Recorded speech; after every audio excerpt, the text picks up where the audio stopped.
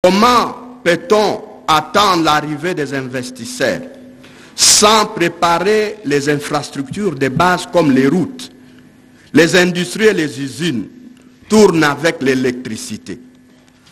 Qui viendra dans un pays ou dans une province investir là où il n'y a pas d'électricité? Comment est-ce que les usines vont tourner?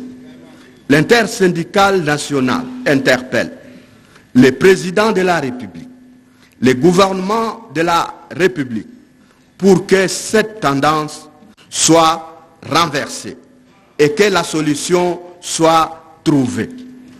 Le fait de recruter ou de nommer des mandataires publics à la tête des entreprises sans un programme préalable est parmi les causes de la mauvaise gestion dans les entreprises publiques.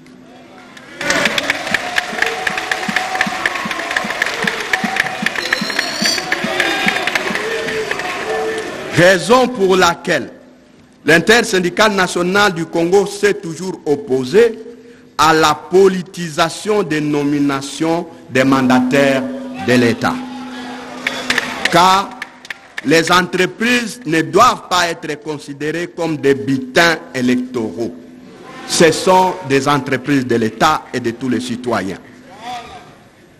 L'intersyndicale préconise que les recrutements des mandataires soient faits sur base des concours des plus méritants à la tête des entreprises publiques avec des programmes d'action préétablis afin de pouvoir faire leurs évaluations à la suite de leur nomination. La culture de partage équilibré,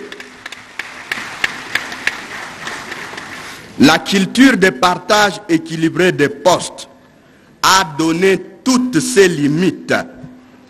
Pourquoi persister à l'entretenir alors que la jeunesse attend toujours sans espoir les emplois qui n'arrivent toujours pas sur les marchés?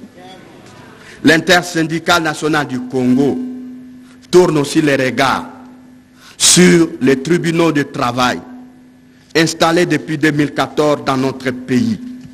Chers camarades, 9 tribunaux de travail ont été mis en place, dont 2 à Kinshasa, à la Gombe et à Matete, 2 au Congo central, à Matadi et à Boma, 2 dans les Grands Katanga, à Lubumbashi et à Kolwezi, 1 à Goma, 1 à Bukavu, 1 autre à Kikwit. Aujourd'hui, il faut rappeler que pour couvrir le pays, il faut à peu près 50 tribunaux du travail. Au rythme de 10 ans pour 9 tribunaux de travail, le pays risque de mettre un demi-siècle pour se doter de tribunaux spécialisés du travail.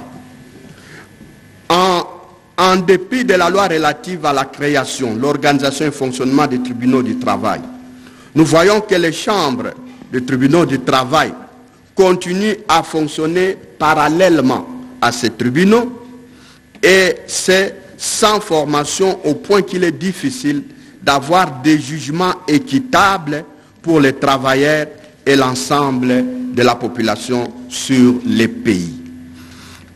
Jusqu'ici, il se pose un problème de fonctionnement de ces mêmes 9 tribunaux. Le siège du tribunal du travail de Kinshasa à la Gombe, par exemple, qui est le bâtiment de l'État, est revendiqué par un homme d'affaires étranger résident à Kinshasa qui cherche à entrer dans ce qu'il considère comme ses droits. À chaque changement des autorités de juridiction, des tentatives de spoliation refont surface et cela demande une grande vigilance pour les travailleurs pour contourner cela. Sur 32 juges assesseurs de Kinshasa, 16 seulement sont payés. La modicité de la prime allouée aux juges assesseurs, employeurs et travailleurs, en toute discrimination par rapport aux juges de carrière. À Matadi, Boma, Kikwit, Goma, Bukavu, les juges assesseurs ne sont même pas payés. Les tribunaux de travail sont des juridictions spécialisées, mais ils n'ont pas de parquets qui leur sont attachés aux fins d'appliquer certaines dispositions de la loi portant Code du travail, spécialement en sa rubrique portant sur les pénalités dont la hauteur devrait être adaptée au niveau des tribunaux de grande instance. Au regard de ce qui précède, l'intersyndicale nationale du Congo demande au gouvernement de la République de mettre fin définitivement à l'insécurité juridique créée quant à la jouissance par le tribunal du travail de la Gombe du bâtiment qu'il occupe actuellement, et que ces bâtiments où les magistrats et les greffiers sont à l'étroit soient affectés exclusivement au tribunal du travail et au greffe de ce tribunal. De régulariser et améliorer les primes des juges assesseurs pour les prestations qu'ils fournissent aux tribunaux du travail de la République.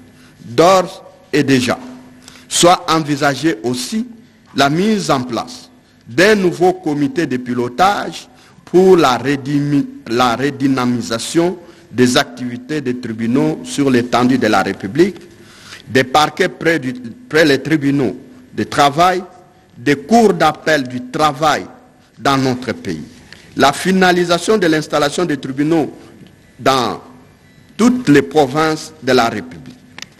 Dans le domaine public de l'État, nous assistons au bradage, à la prédation généralisée de nos richesses, de nos patrimoines nationaux, souvent avec la complicité de ceux-là même à qui l'État a confié la charge de protéger et de gérer ses ressources de ses patrimoines.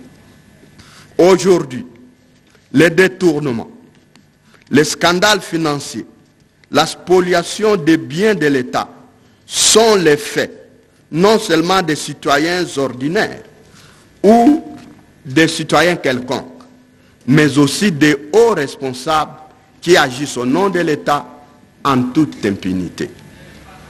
C'est ici le lieu d'interpeller les autorités judiciaires qui devaient profiter de l'indépendance de la justice pour laquelle son Excellence, Monsieur le Président de la République, chef de l'État, s'est battu avec la population pour leur garantir cela et les enlever sous la tutelle politique du ministre de Justice. Malheureusement, nous constatons que la justice ne se saisit pas de tous les cas de scandales, de détournement des biens publics, de vols, de spoliation du domaine public.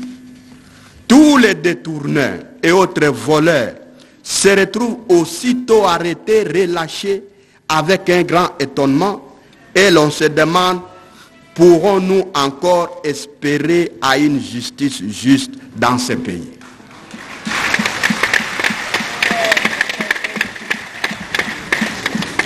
Dans le secteur privé, l'intersyndicale nationale salue les réformes en cours à l'inspection générale du travail avec le recrutement de plus de 2000 inspecteurs et contrôleurs du travail. La mise en place pour la première fois du conseil d'administration de l'Office national de l'emploi, la loi sur le régime général de la sécurité sociale, la loi sur la couverture santé universelle par le président de la République et la création du Fonds de solidarité de la santé. Nous remercions Son Excellence, Madame la Ministre de l'Emploi, Travail et Prévoyance sociale pour toutes ces réformes initiées. Nous remercions Son Excellence, Madame la Ministre du Travail et à la Prévoyance sociale pour toutes ces réformes initiées et l'organisation de la 8e édition des élections syndicales 2023-2026, élections qui se sont passées dans des conditions transparentes pour renouveler les mandats des 12 syndicats les plus représentatifs. Nous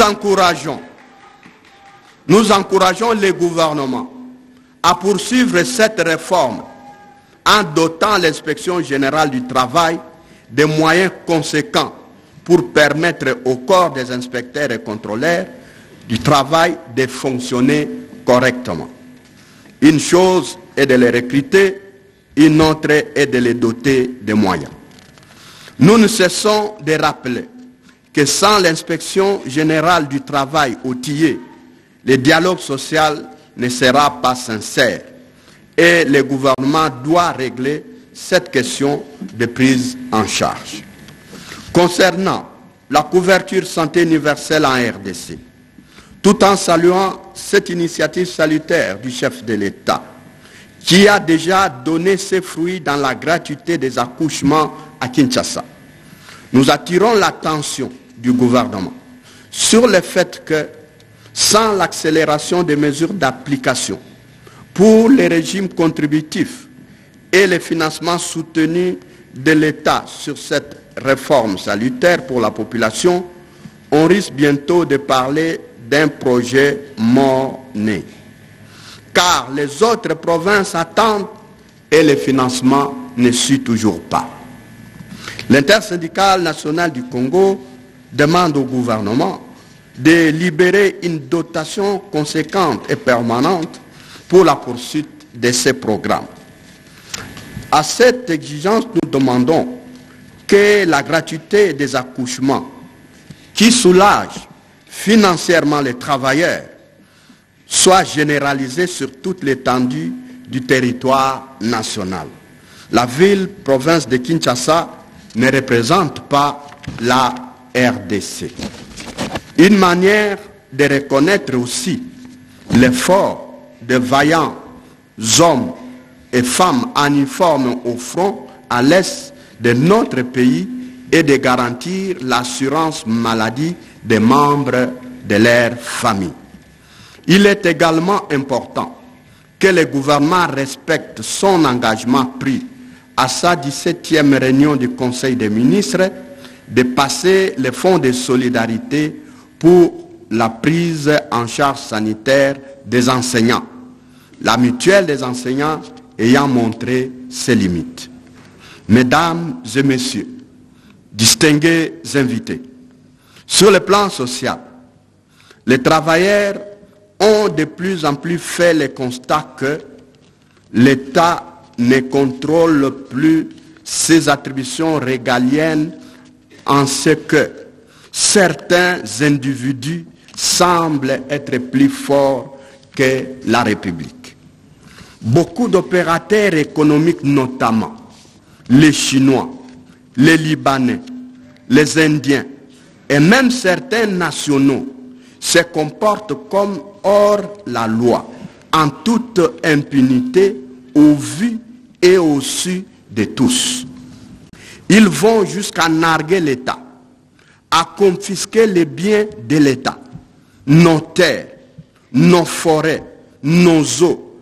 Et en cela, ils sont, s'il vous plaît, gardés, accompagnés par notre propre armée et notre police au détriment de notre pays et des nationaux.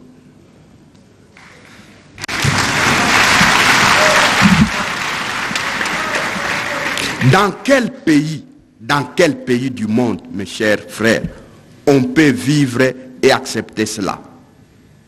Comment pouvons-nous accorder des privilèges et des droits aux étrangers sans en bénéficier en réciprocité dans leur propre pays?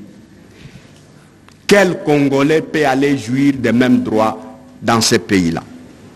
Dans les relations internationales, il y a un principe, le principe de la réciprocité.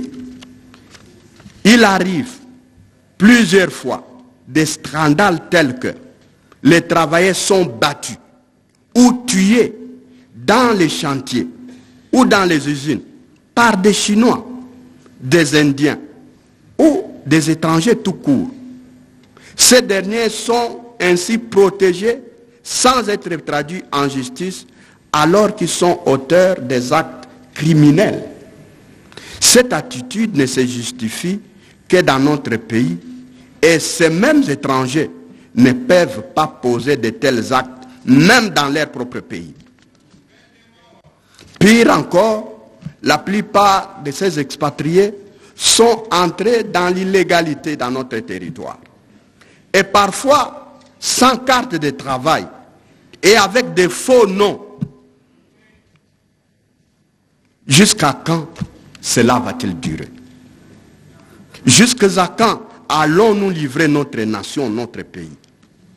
Voilà pourquoi l'intersyndicale nationale du Congo exige que la carte du travail des étrangers ou l'autorisation de travailler émane du seul ministère du Travail et de l'Emploi et de la Prévoyance sociale qui a des techniciens à la matière et qui est outillé et non des services généraux, de la Direction générale de l'immigration.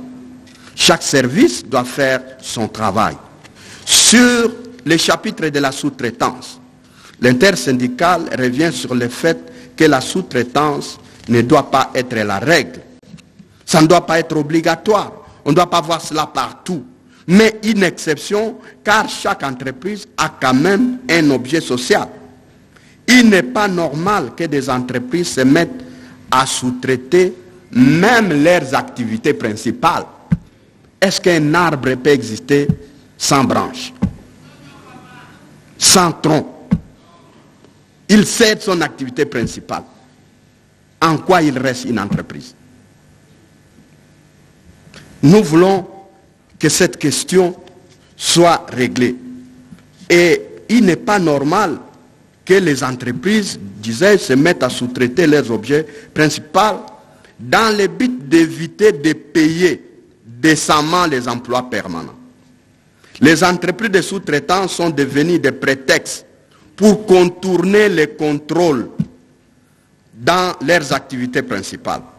Et ils sont devenus aussi des lieux de maltraitance des citoyens congolais, le lieu de déni de leurs droits au travail, le lieu de déni de leurs soins aux santé, et on ne leur accorde même pas les contrats du travail.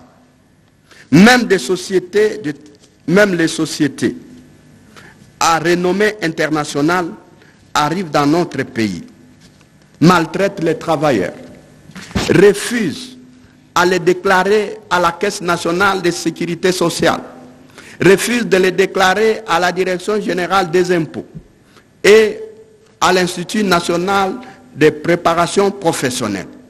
Ils vont jusqu'à leur refuser de leur octroyer des contrats dans des emplois qui sont permanents. Mais ces mêmes entreprises exigent que leurs droits soient respectés par l'État congolais. Comment peut-on expliquer que les grandes entreprises minières traitent avec les sociétés de sous-traitance d'origine étrangère, alors que la loi dit que la sous-traitance est réservée exclusivement aux Congolais? De même aussi, l'artisanat dans le secteur minier est réservé aux Congolais seuls.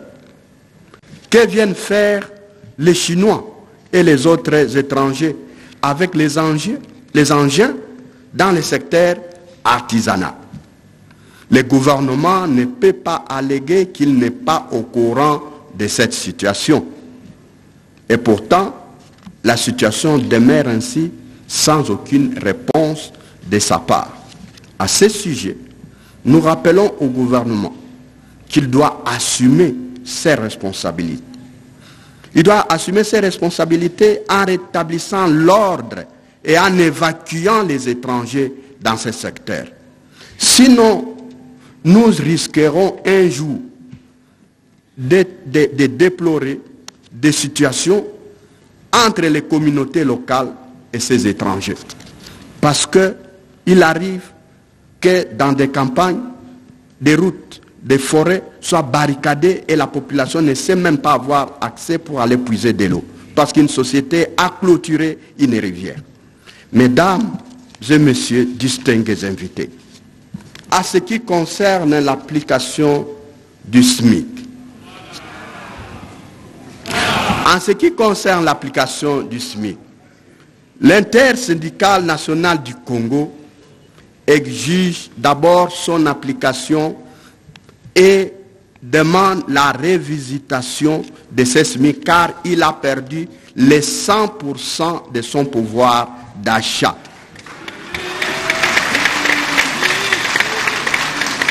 Souvenez-vous qu'au moment où nous l'avons négocié, il était l'équivalent de 5 $, donc à 7 000 francs. Aujourd'hui, 5 $ se négocie autour de 14 000. Ce salaire-là est toujours à 7 000. Les SMIC devaient tenir compte du panier de la ménagère pour permettre aux familles de travailleurs de manger et nouer les 2 bouts du mois. Les travailleurs constatent qu'alors qu'ils payent les impôts régulièrement à l'État chaque mois, celui-ci ne leur garantit pas leur droit au travail et ne protège pas son travail contre les abus excessifs de certains employeurs. Certains travailleurs sont souvent impayés durant des mois dans les entreprises para-étatiques sans que cela fasse l'objet de poursuites judiciaires, ni de l'interpellation de ces mandataires, ni de leur révocation. Par contre,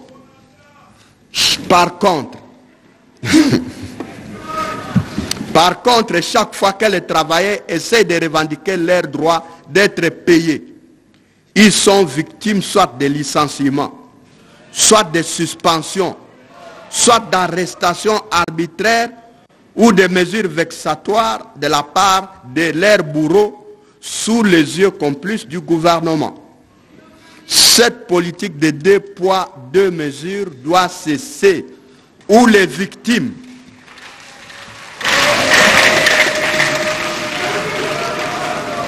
nous disons que cette politique de 2 poids, 2 mesures doit cesser, où les victimes, donc les travailleurs, deviennent des agresseurs et les bourreaux, les employeurs qui n'ont pas payé, deviennent des agressés juste parce que les mandataires ont l'appui du pouvoir politique.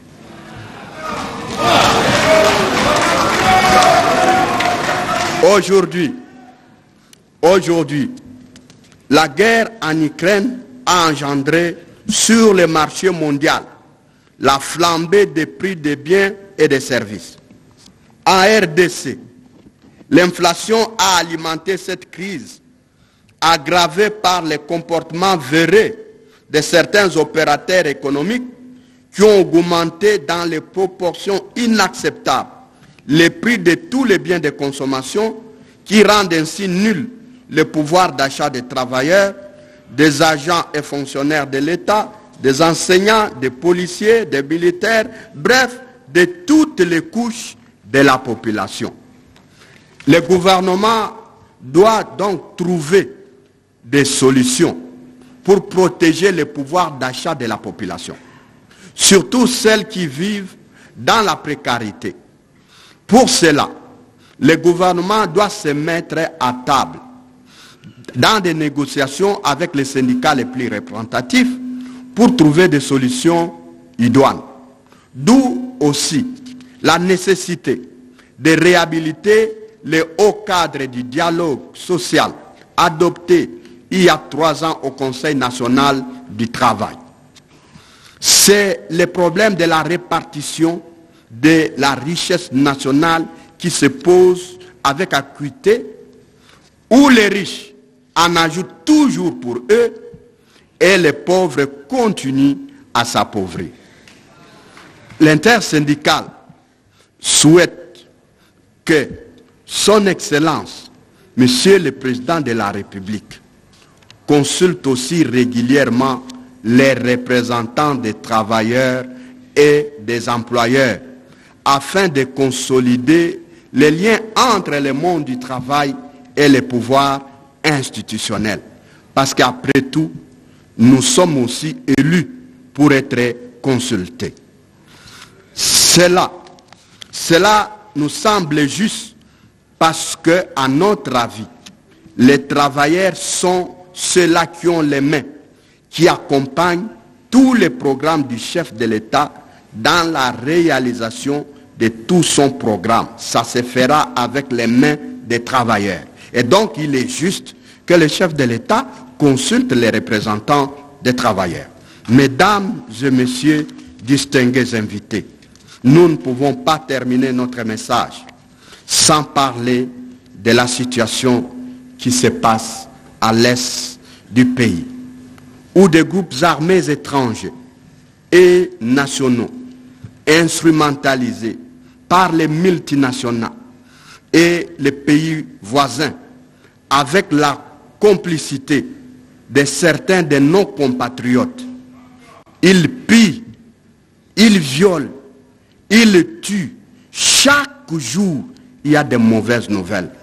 Chaque jour, il y a de la cruauté des femmes, des enfants, des vieillards, des innocents tués.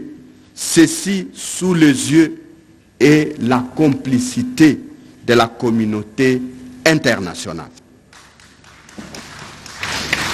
L'intersyndicale nationale dénonce et condamne également la complicité dans la chaîne de commandement parmi certains officiers infiltrés qui se trouvent au front à l'est du pays, ainsi que les silences presque achetés ou imposés dans les chefs des acteurs politiques qui ne parlent pas assez tous. Ils se battent pour le pouvoir. Ils ne parlent pas de tueries. Ils ne parlent pas de viols. Ils ne parlent pas de pillages dont les populations sont victimes à l'est de notre pays. Si nous ne parlons pas nous-mêmes de ces tueries, qui va parler de cela? Si notre propre presse n'en parle pas chaque jour, qui voulez-vous qu'il parle de cela?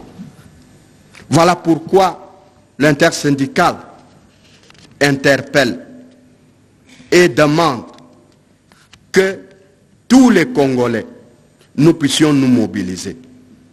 Nous devons nous mobiliser parce qu'il y a 30 ans que ce conflit dure. Plus de 12 millions de morts et personne. Alors personne ne se lamente, ne s'inquiète dans la communauté internationale. Personne ne s'inquiète. Le sang des Congolais n'attire aucune pitié. Le sang des Congolais n'a pas d'alliés.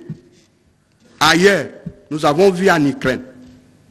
À l'Ukraine, on a donné et les armes, et les moyens. On a imposé et les sanctions.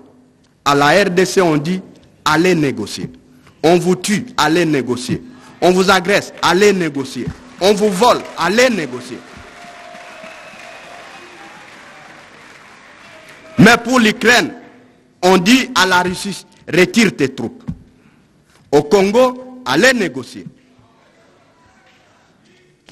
Voilà, chers camarades, pourquoi nous, l'intersyndicale, nous rappelons à la classe politique que lorsqu'un pays est attaqué, cela n'est pas l'affaire du pouvoir, ni de l'opposition, mais c'est l'affaire de tout un pays, c'est l'affaire de tout un peuple. Nous devons nous mobiliser sans distinction d'obédience politique pour combattre nos ennemis communs. Les négociations des salons n'ajouteront que des problèmes, car ça fait 30 ans qu'on négocie, s'il vous plaît. Ça fait 30 ans, il n'y a pas de solution. Ça fait 30 ans qu'on négocie. On négocie lorsqu'il y a la bonne foi. C'est ça le principe. Nous sommes des négociateurs par excellence. On négocie quand il y a la bonne foi. Quand il n'y a pas la bonne foi, on se bat.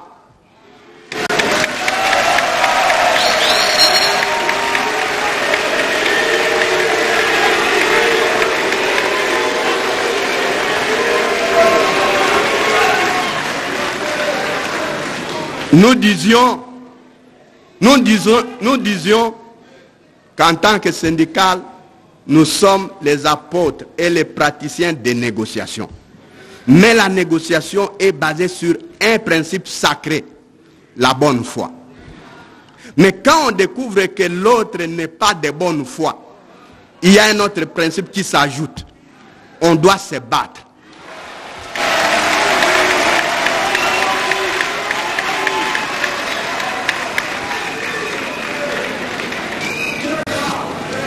Alors, nous étions en train de dire, il n'y a ni pouvoir, ni opposition lorsque le pays est attaqué. Parce qu'on se bat pour le pouvoir quand un pays existe. Continuer à faire des querelles politiciennes pour le pouvoir pendant que les pays voisins, les multinationales et une certaine communauté internationale s'activent à déchirer le Congo, c'est une preuve d'irresponsabilité et d'immaturité. Autant nous avons hérité un Congo uni de nos aïeux, de nos ancêtres, la classe politique actuelle a le devoir de garder l'entièreté de la République démocratique du Congo et transmettre à la génération future un Congo uni, fort et prospère.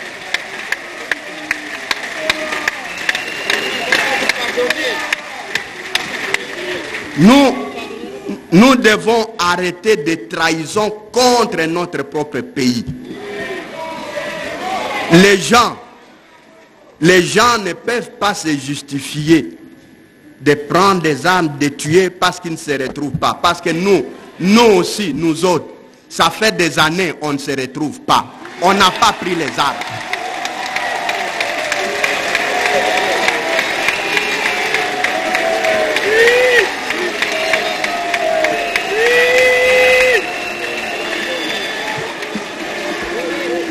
Je disais, nous les travailleurs, les fonctionnaires, agents de l'État, on se retrouve toujours pas. Mais on n'a jamais pris les armes. Et nous ne prendrons jamais les armes contre notre propre pays.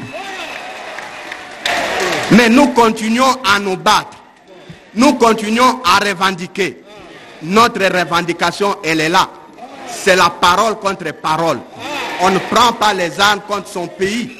On ne tue pas ses frères pour s'installer au pouvoir. Voilà, c'est ça la position de l'intersyndicale. Voilà pourquoi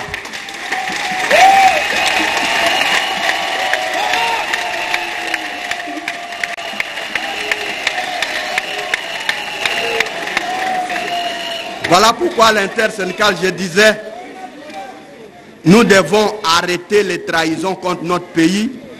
Nous devons arrêter l'infiltration de nos institutions. Nous devons, par les forces obscures qui sont ici, parce que même certaines ambassades sont ici, travaillent pour la balkanisation de notre pays. Ils soufflent le chaud et le froid entre Kinshasa et Kigali et Kampala.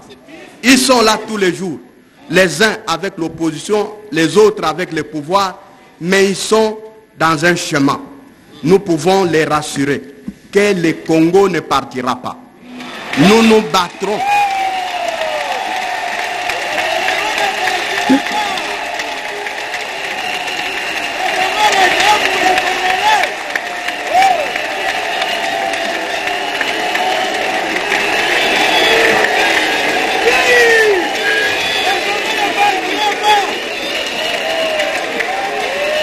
Je disais, pour nous les travailleurs, le Congo ne partira pas. Un seul morceau du Congo ne partira pas. Même si les politiciens trahissent, même s'ils vont là-bas, nous prendrons le temps qu'il faudra. Mais aucun morceau du Congo ne partira.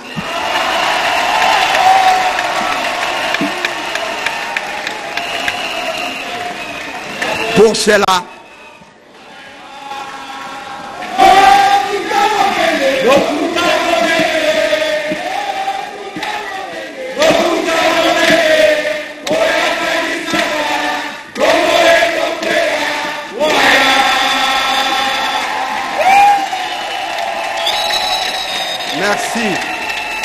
merci camarades, merci beaucoup.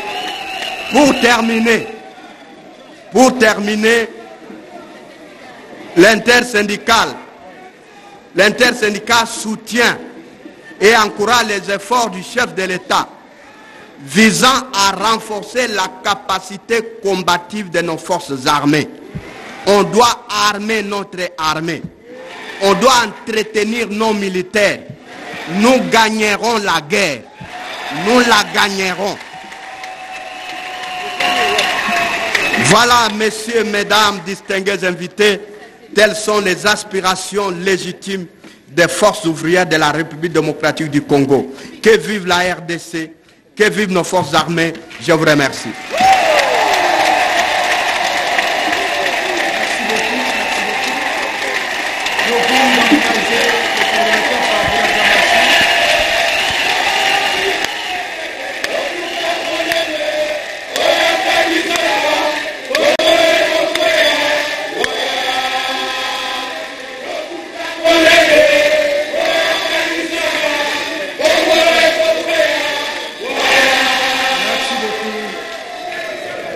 Merci.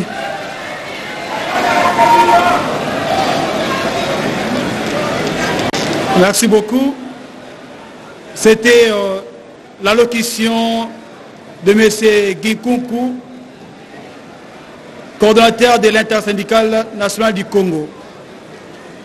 À présent, mesdames et messieurs,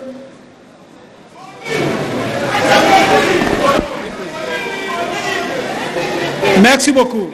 Je disais tantôt, nous venons de suivre l'allocution de M. Guy Kunku, j'ai dit là, coordonnateur de l'intersyndicale nationale du Congo. Et à présent, Madame Claudine Ndouzi Nkembe, ministre de l'Emploi, Travail et Progression sociale, j'invite votre Excellence à bien vouloir prendre la parole pour votre allocution.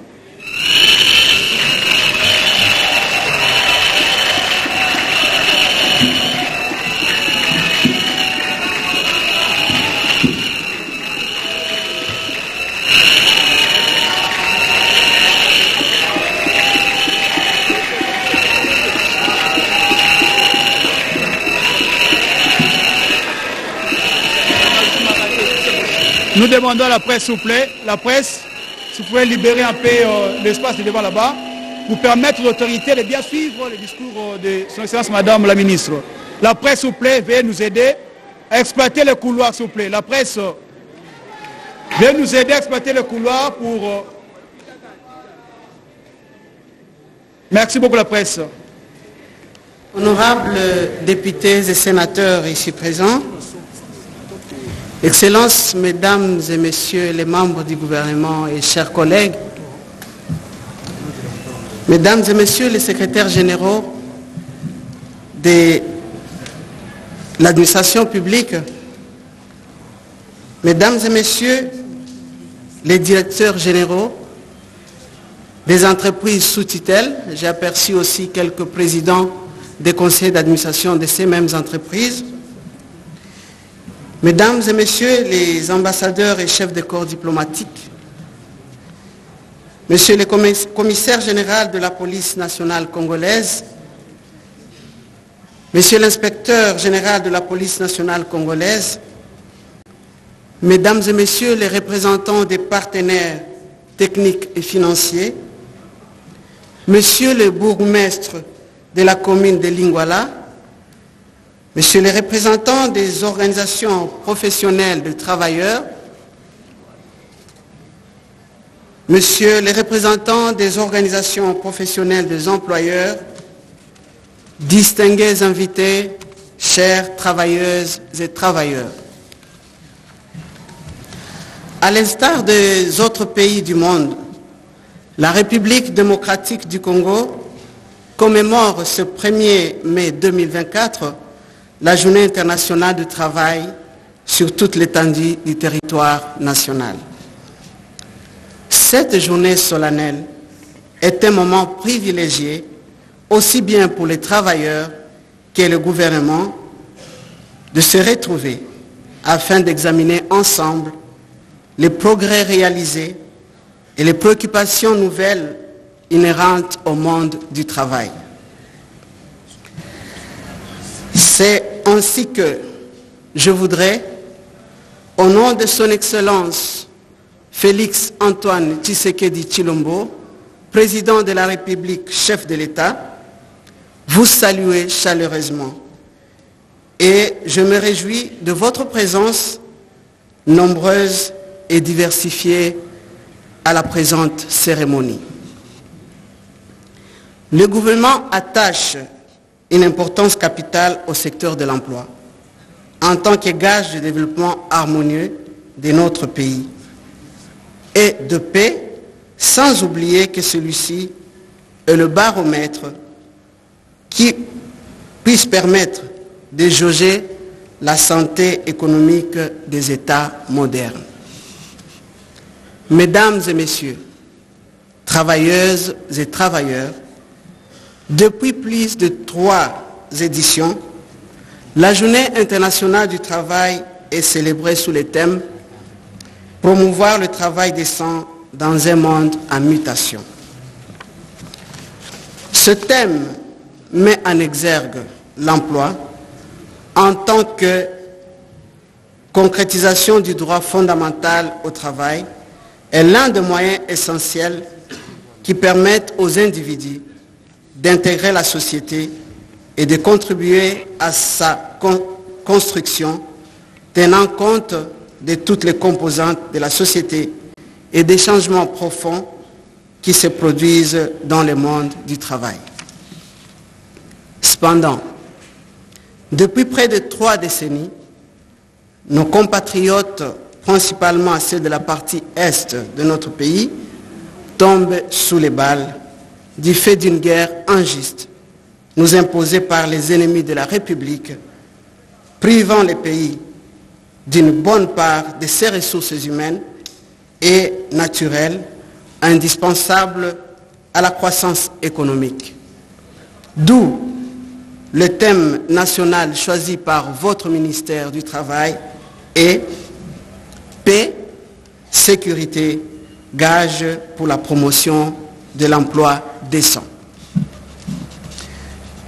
Les impacts multiples et dévastateurs de cette guerre sur les vies et les moyens de subsistance et les économies sont ressentis de manière disproportionnée par les groupes de population les plus vulnérables, notamment les enfants, les jeunes, les femmes, les personnes déplacées, qui sont entraînées dans des spirales descendantes de pauvreté et de vulnérabilité croissante. C'est pour cela que le président de la République, chef de l'État, son Excellence Félix Antoine Tshisekedi Tshilombo, à qui je rends vibrants hommages, ne ménage aucun effort pour restaurer la paix à l'est du pays, afin de soustraire la population de cette crise qui a trop duré. Tout en maintenant les moyens militaires et diplomatiques, il est aussi essentiel de considérer le rôle crucial des stratégies de création d'emplois et de travail décent pour une réponse efficace dans les situations de fragilité, a-t-il souligné lors de son discours. Mesdames et messieurs, travailleuses et travailleurs, la recommandation 205 sur l'emploi et le travail décent pour la paix et la résilience, adoptée par la Conférence internationale du travail en 2017, devrait nous servir de guide dans cette situation particulière de crise à l'est de notre pays. Au cœur de cette recommandation se trouvent des principes directeurs pour la prise de mesures finalisées à la création d'emplois et au travail décent dans la situation de crise, afin qu'une approche par étapes multidimensionnelle pour promouvoir la paix, prévenir les crises, permette le redressement et renforcer la résilience. Durant les 3 dernières années, votre gouvernement n'a pas ménagé des efforts en instaurant une série de réformes pour appliquer tant soit peu les principes directeurs en rapport avec la recommandation 205. Particulièrement en celui qui concerne la prévention des crises. C'est notamment la redynamisation de l'inspection générale du travail à travers le recrutement et la mise en service de plus de 2000 jeunes inspecteurs et contrôleurs du travail, ainsi que le renforcement des capacités des anciens et nouveaux. Cette réforme permettra de faire face à certaines violations de droits fondamentaux, notamment celles liées à la liberté syndicale et à la négociation collective dans certaines entreprises, telles que révélées dans votre cahier des charges. C'est ici l'occasion pour moi de rappeler quelques réalisations accomplies par les gouvernements sortants sous la conduite du Premier ministre Jean-Michel Sama Lukonde, à qui je réitère ma gratitude, et cela en dépit du contexte sécuritaire difficile que traverse le pays. Ces réalisations ont permis également de répondre dans certaines mesures au cahier des charges 2023 transmis auprès du gouvernement par l'intersyndicale pour les comptes des travailleurs et travailleuses. Certes que nous n'avons pas pu répondre à tous les desiderata des travailleurs, mais croyez-moi, le chef de l'État l'a toujours dit, pour commencer, il faut commencer. Nous ne sommes pas au point de départ lorsque nous considérons notre situation actuelle par rapport à 2021. Pour premier pilier, nous pouvons aborder les succès dans les domaines de l'emploi. Plusieurs réformes ont été entreprises dans le sens d'améliorer le climat des affaires. L'entrepreneuriat, l'emploi des jeunes et des femmes. Nous pouvons citer notamment la création des emplois directs et indirects à travers la mise en œuvre de plusieurs programmes, dont le programme de développement local de 145 territoires. La mécanisation de plus de 100 000 agents dans l'administration publique. Le recrutement de plus de 50 000 sous-officiers formés à l'école de formation des officiers de Kananga. L'organisation ou, disons, l'entame de la réorganisation de l'Office national de l'emploi. L'intersyndicale l'a évoqué. Après 10 ans, cette fois-ci, l'ONEM vient d'être doté d'un conseil d'administration pour améliorer son management. Et nous pensons que cet établissement qui est un très très grand rouage d'une très grande importance dans le secteur de l'emploi, avec la volonté affichée par les chefs de l'État. Vous avez remarqué que la toute première sortie, disons la matinée sur les emplois, le chef de l'État n'a pas hésité à manifester sa volonté d'accompagner le secteur de l'emploi et cet établissement par sa présence récemment. Et nous lui en remercions une fois de plus.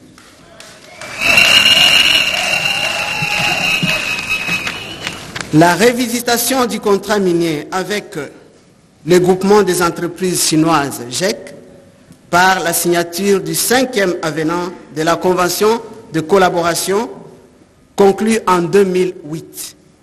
Cette démarche vise à offrir au pays le moyen additionnel pour la création des emplois, surtout dans le secteur des grands travaux, sans compter les emplois indirects qui vont avec. Le deuxième pilier concernant les droits et les principes fondamentaux au travail, en plus de la grande réforme de l'inspection générale du travail évoquée et qui est en cours, je voudrais rappeler que son Excellence M. Félix Antoine Tshisekedi Tshilombo, président de la République, attache une importance capitale sur l'être humain. En dépit des difficultés que connaît le pays, je me réjouis ce jour de voir que le monde du travail, l'intersyndical, le travailleur congolais se mobilise derrière le gouvernement pour combattre le mal qui nous empêche d'avancer. Je voudrais parler de la guerre de l'Est. Laissez-moi vous en remercier du haut de cette tribune et vous exprimer notre sincère reconnaissance par rapport à cela. En dépit donc des difficultés que connaît notre pays, les actions prévues dans le programme Pays Travail décent 2021-2024, pour lequel le gouvernement s'est engagé avec des partenaires sociaux et le Bureau international du travail vont se poursuivre. Il s'agit notamment de la ratification des conventions internationales pertinentes relatives aux droits des travailleurs, l'accès au niveau de vie suffisant, aux soins de santé et à la sécurité sociale, à l'égalité d'accès aux possibilités en matière d'emploi et en garantissant aux travailleurs les droits de participer à la prise de décision, d'être informés et d'être consultés, monsieur l'intersyndical, ainsi qu'en protégeant les travailleurs des secteurs touchés par la transition aux moyens de formation et de mesures de protection sociale. Le troisième pilier sur lequel votre gouvernement a travaillé, il s'agit bel et bien de la protection sociale. L'institutionnalisation des médecins conseils par la prise d'un arrêté interministériel entre le ministère de l'Enseignement supérieur et le ministère de l'Emploi, Travail et Prévoyance sociale, avec la programmation de la formation de 200 médecins conseils d'ici 6 mois, dont la première cohorte des 38 médecins conseils en assurance et santé venait d'être formée il y a de cela 2 mois. La mise en œuvre de la couverture santé universelle avec le programme de gratuité des soins de santé de femmes enceintes, mères et nouveau-nés dans la ville-province de Kinshasa, pour lesquels on a atteint en mars dernier 100 000 accouchements pris en charge totalement par un financement du gouvernement. L'extension en cours, parce que vous en avez parlé tout à l'heure, il y a un projet d'extension en cours. Donc, on est en train de travailler sur l'extension des soins de santé des femmes enceintes, mères et nouveau-nés dans 12 provinces. Donc, on y va progressivement, suivi très prochainement et de la mise en place de l'assurance maladie des policiers, des militaires et fonctionnaires de l'État. Au 4e pilier du dialogue social, il faut noter l'organisation, après plusieurs années, de la 8e édition des élections syndicales dans les entreprises et établissements de toute nature en République démocratique du Congo. Ces élections ont eu le mérite de doter le monde du travail des représentants légitimes en vue d'assurer le dialogue social. La mise en place du cadre national bipartite du dialogue social et la signature de la charte du dialogue social bipartite grâce au projet soutenir les progrès des normes du travail en République démocratique du Congo mené par le Bureau international du travail dont je remercie la participation et l'assistance. Dans le domaine de la formation et du perfectionnement professionnel, l'Institut national de préparation professionnelle INPP a notamment procédé au lancement des travaux de plusieurs centres de formation, dont l'un ultramoderne dans la commune de Maluku, dans le cadre du projet Kin et Lenda, et un autre à la cité de Kakwata dans le Haut-Katanga. Et c'est là sans compter le nombre de nos jeunes gens qui sont formés annuellement, dont la moyenne tourne autour de 39 000 par an. Pour améliorer l'employabilité dans le secteur des engins lourds en République démocratique du Congo, souvent apanage des travailleurs expatriés, un projet d'appui à la formation à l'emploi de qualité est lancé en collaboration avec l'ONUDI. C'est vous dire que votre gouvernement a les soucis effectivement de remplacer, de continuer à remplacer ou carrément récupérer les espaces perdus ou les emplois nationaux perdus dans les temps et que nous y travaillons profondément. En ce qui concerne la protection sociale, je salue les efforts de la Caisse nationale de sécurité sociale dans son engagement à assurer la pérennité du régime de l'investissement, notamment à travers l'ouverture de l'hôtel Congo Palace à Kisangani, le suivi également de tous les immeubles, disons de l'usage des immeubles mis en location pour renforcer et accroître les recettes de cet établissement. L'amélioration des conditions de travail, entre autres la digitalisation, contribuera à offrir des prestations de qualité aux assujettis du régime général de sécurité sociale. Mesdames et messieurs, travailleurs et travailleuses, votre présence à cette cérémonie témoigne de la confiance que vous placez dans votre gouvernement pour l'amélioration des conditions de travail des masses laborieuses. Le travail constituant la principale source de revenus de la part des ménages, l'accès au plein emploi productif et librement, je voulais dire, le travail constituant la principale source de revenus de la plupart des ménages, l'accès au plein emploi productif et librement choisi et à la protection sociale joue un rôle central dans l'amélioration du niveau de vie et donne à chacun la possibilité de développer et de réaliser pleinement son potentiel. Oui, le parcours est certes long, mais les droits des travailleurs sont la clé de voûte du cadre à mettre en place pour faire avancer la justice sociale et promouvoir le travail décent dans notre pays. Une fois de plus, je voudrais vous remercier sincèrement. Pour ma part, depuis que j'observe, c'est la toute première fois que je vois le monde du travail s'exprimer aussi fortement aux côtés du gouvernement pour des questions de souveraineté et de l'intégrité de notre territoire. Je vous demande donc de vous applaudir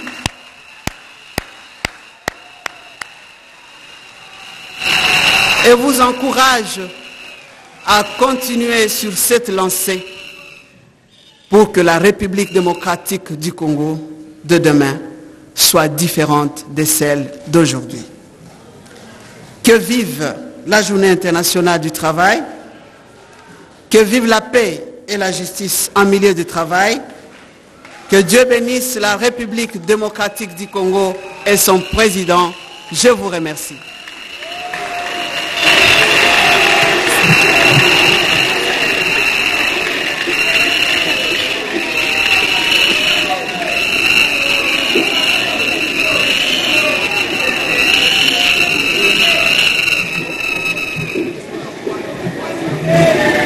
Merci beaucoup, Son Excellence, Madame la Ministre.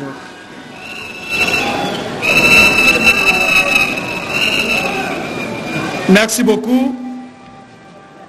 Madame la Ministre de l'Emploi, Travail et Prévoyance sociale, Mesdames et Messieurs les membres du gouvernement, Mesdames et Messieurs les ambassadeurs, chefs de mission diplomatique, accrédités en République démocratique du Congo, Mesdames et Messieurs les secrétaires généraux de l'administration publique, Mesdames et Messieurs les mandataires, Mesdames et Messieurs, distingués invités en vos titres et qualités respectifs,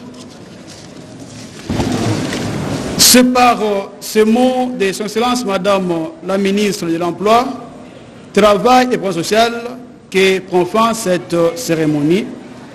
Le protocole d'État remercie toutes les autorités, tant civiles que militaires, d'avoir rehaussé cette cérémonie de leur présence. Nos remerciements vont également aux organisations professionnelles de travailleurs et aux masses ouvrières d'avoir bien voulu prendre part à cette cérémonie commémorative. Le protocole d'État informe l'assistance qu'en ce qui concerne les cocktails, les détenteurs des cartons d'invitation avec bande rouge devront se diriger vers la salle de banquet sous l'orientation du protocole. Je signale que la salle de banquet se situe juste à l'opposé de celle où nous sommes.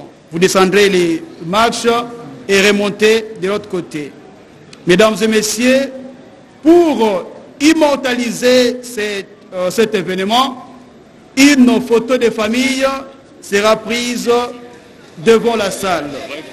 Sont conviés pour cette séance de photos les membres du gouvernement, les représentants de l'intersyndicale nationale du Congo, les secrétaires généraux, les directeurs généraux,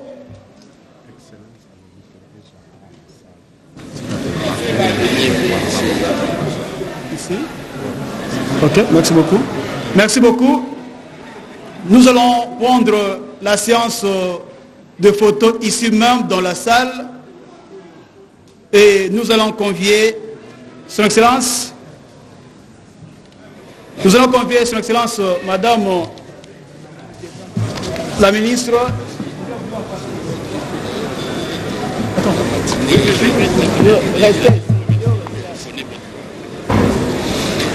Et voilà qui prend fin cette cérémonie du 1er mai ici au Palais du Peuple, à la salle de spectacle. Mais pour finir, avant de céder l'antenne, nous allons parler un tout petit peu de la politique en matière de l'emploi en République démocratique du Congo avec le directeur général de l'ONEM. L'ONEM, présent dans la salle, de bien vouloir se joindre à Son Excellence. Bonjour Monsieur le directeur général, parlez-nous un peu de l'ONEM. Bonjour, merci. L'ONEM, c'est l'Office national de l'emploi.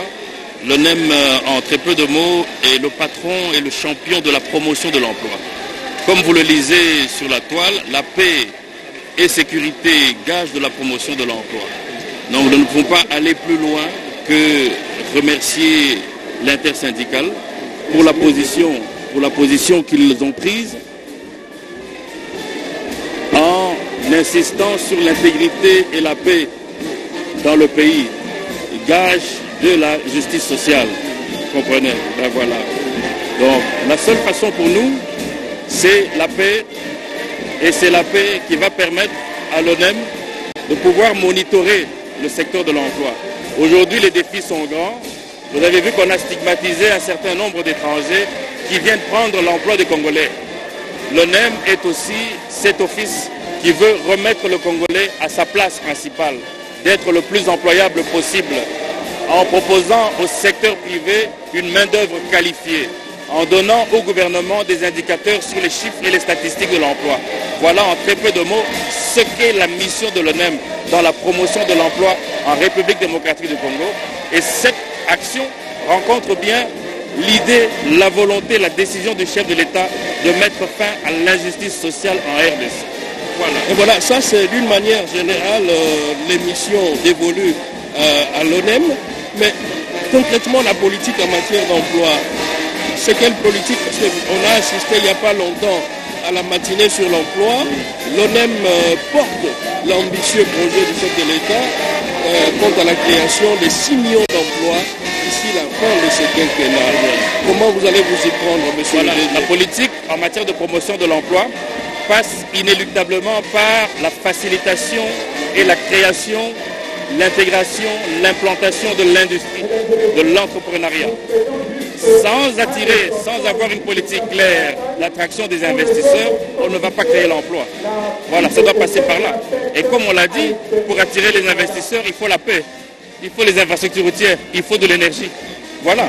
Donc le gage de la promotion de l'emploi, c'est d'abord l'attraction et la promotion de l'industrie, de l'entrepreneuriat.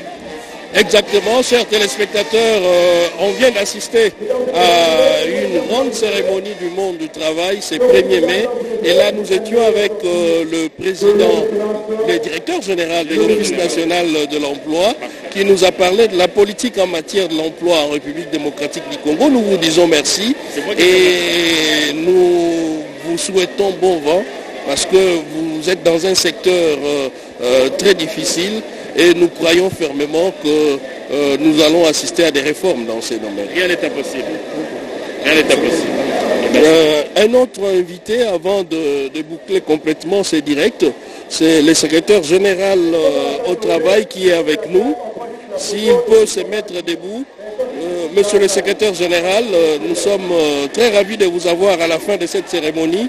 Parlez-nous un peu de la politique générale en matière d'emploi en République démocratique du Congo.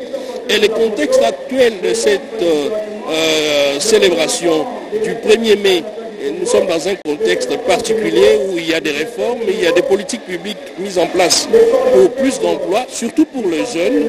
Vous, en tant que secrétaire général, un message à l'endroit de l'opinion. Oui, je tiens d'abord à remercier tous les participants pour cette cérémonie, qui est une journée internationale du travail. Et vous avez parlé de la politique de l'emploi dans notre pays. En fait, la RDC est parmi les rares pays du monde qui a une politique de l'emploi et qui est approuvée par un décret du Premier ministre. Et cette politique est cohérente, axée sur 7 axes. Et vous avez retenu récemment que le chef de l'État a fait de l'emploi la première priorité de son quinquennat. Et nous avons une politique nationale qui cherche d'abord à promouvoir l'emploi, de telle sorte qu'on puisse créer beaucoup d'emplois par des réformes. Et plusieurs réformes sont en cours. Je pense que vous avez suivi son Excellence Madame la ministre de l'Emploi, rappeler un certain nombre de réformes qui sont en cours, dans le sens d'améliorer la création de l'emploi. Et ces emplois doivent être aussi des emplois décent. C'est-à-dire, quand on parle d'un emploi décent, un emploi décent a 5 éléments. C'est-à-dire qu'il faut qu'il y ait d'abord du travail pour la personne. Les conditions de travail doivent être réunies et améliorées pour la personne. On doit promouvoir les dialogues et le droit du travail pour la personne. De telle sorte que ça permet à la personne qui a un travail d'être bien encadré autour de ces 5 piliers. Et en dehors de ces piliers sur la création de l'emploi, il y a aussi les piliers en rapport avec l'amélioration du marché du travail. De telle sorte que tout celui qui cherche de l'emploi puisse savoir à quel endroit, quels sont les offreurs et les demandeurs d'emploi. Donc vous avez suivi récemment le chef de l'État à la matinée de l'emploi organisée par l'ONEM. Et ici, nous sommes en train de travailler pour améliorer les marchés du travail. De telle sorte que si vous êtes un chercheur d'emploi, vous savez qui est en train d'offrir l'emploi au regard de votre profil. Donc c'est un deuxième pilier dans le cadre de la politique nationale de l'emploi. Et nous sommes en train de travailler avec les différents ministères sectoriels, de l'agriculture, des mines, de l'industrie, de telle sorte que autour du programme Pays Travail Décent, dont vous avez entendu son Excellence Madame la Ministre parler, c'est un programme multisectoriel qui réunit tous les ministères de notre pays. Et nous venions de faire une évaluation à mi-parcours de cette politique nationale. et de ce programme Pays Travail Décent au mois de décembre pour voir combien d'emplois qui ont été créés depuis 2021 à ce jour. Et toutes ces statistiques, toutes ces informations sont présentement disponibles au sein du ministère du Travail et qui permettent à ce que des politiques, la politique nationale soit mise en œuvre sur base de ces différents axes tels qu'approuvés par la tripartite au niveau national. Merci beaucoup, monsieur le secrétaire général. Merci et à vous téléspectateurs. Nous sommes arrivés à la fin de notre direct du 1er mai et l'équipe de Langue nationale va clôturer après ces moments des discours ponctués par des applaudissements, on vient de le suivre tout à l'heure, du monde syndical, mais aussi de l'État employeur représenté par la ministre de l'Emploi, Travail et Prévoyance sociale. Ni kweli bwana Cedric Kenina, wafasi wapenzi, tutemjulisha ya kwamba wakati viongozi wanachukua hotuba huko pale du peuple, tutemjulisha ya kwamba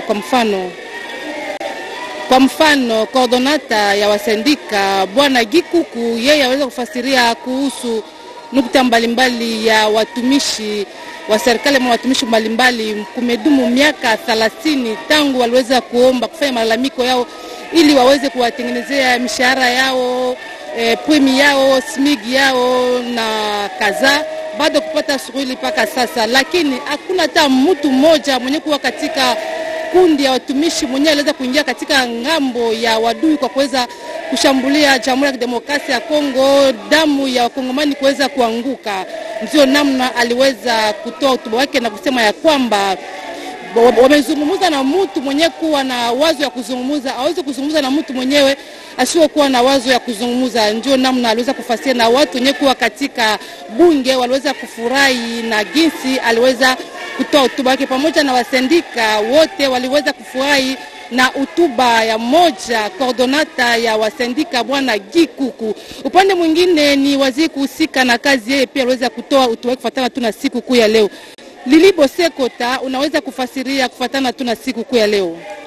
Natonzi obotondi meta mujinga bandeko balandi tokomi na suka ya molulu mwalelo awa au palais du peuple molulu moye molongo momaze ko kundola mokolo motali basali na kanza tolandi masikulu mabale matina wayamboza ki lisikulu ya mokambi ya lisangali ya balobeli ya basali to intersyndical du Congo Gikuku alimboli alobi makambo maike penza maimbi matali bosenga boye baimboka bazali na mwango masoma na makoma miyo mukanda toka et de charge et pesami et pa ya ministre Claudine Doucy wa ministre moyangeli mambima basali balobeli makambo masoma ye basengi na mbula matari ekolo abongisa pote basali babika malamu mobuna mobu mokolo mwanelo ba